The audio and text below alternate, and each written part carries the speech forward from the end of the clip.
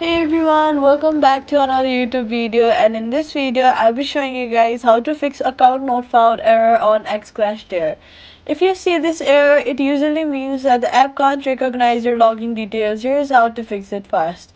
First, make sure you're using the same method you signed up with: email, Apple ID, or Google. Using different one can trigger this method.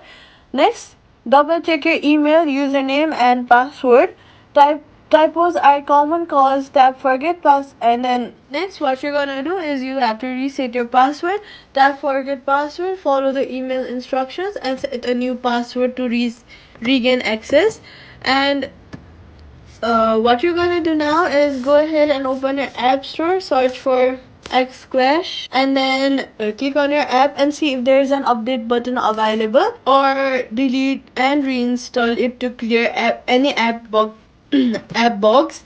Next, privacy tip: don't share your login info with someone using it can lock you out.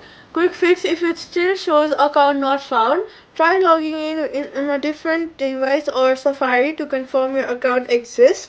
Contact Xclash Gear support with your email or username for help restoring your access. And that's it.